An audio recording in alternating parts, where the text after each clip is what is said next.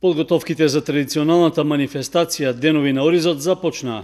На заеднички состанок што се одржа во локалната самоуправа присуствуваа представници од општинската администрација и од Комисијата за култура на Советот, при што се разговараше за почетните активности и се утврдуваше динамиката за нивна реализација.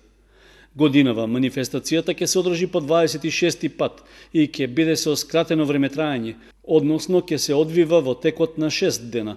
Од општината тоа го оправдуваат со желбата да се добие континуиран тек на случувањата што ќе го задржат вниманието на публиката. Сепак, најверојатно, влијание врз ваквата одлука имал и предизборниот период за локалните избори, што се најавуваат за во октомври.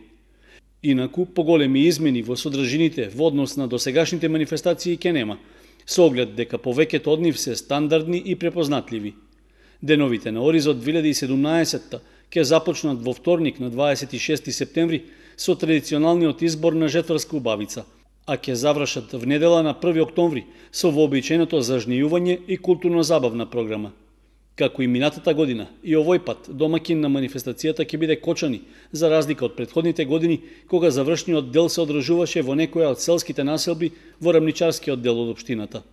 На договорниот состанок во локалната самоуправа беше речено дека ќе има поголем број настани и активности, што во текот на идниот месец ќе бидат оперативно распоредени на лицата што се задолжени за организацијата на манифестацијата. Освен домашни учесници, се најавува и гостување на културно-уметнички и други групи од збратимените градови од странство, како и други представници и посетители. Вообичаено ќе биде испечатен и пропаганден материјал, кој, како и во изминатите години, ќе содржи двојазична брошура за манифестацијата. По предлог програмата за овогодишните Денови на Оризот ќе треба да се произнесе и Советот на општина Кочани, со што точно ќе се знае колку средства ќе бидат наменети за реализација на целата манифестација.